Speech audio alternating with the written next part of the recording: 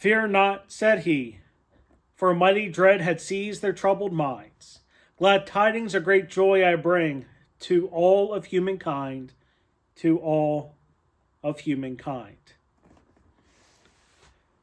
When we look throughout the Bible at the interactions between angels or divine beings and people, they tend to include the phrase, fear not, or something to that extent.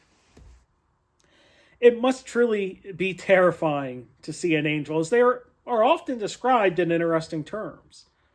They're not really always described as looking human, mainly because they have wings, especially if you look at Isaiah and the number of wings they had. So seeing flying creatures appear and talk to you has to be both confusing and a bit terrifying.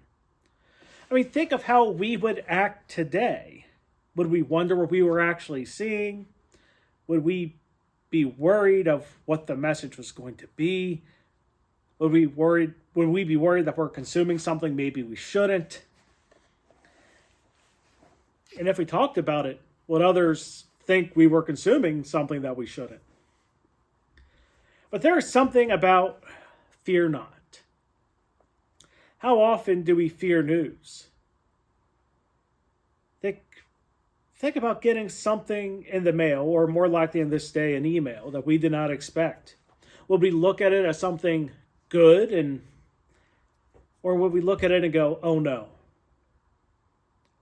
At least there are times when I see emails or see names come up on caller ID, sometimes I get that feeling of dread of, oh no, what happened? Sometimes our fear of the news comes from the fact that at some point we got something unexpected and it brought sadness. Other times we just don't want to hear the news at all. But we should not live in fear. Yes, we can get bad news, but there are times when we can also receive good news or great news. There are even times when we get news that sounds bad but turns out to be good. This can be like when God calls us to do a task. It may bring us concern, we may not always like it, but come to embrace it and celebrate it. When we first hear that something is going on, we can be fearful, but it can truly be good. So fear not the good news. Fear not the message from God.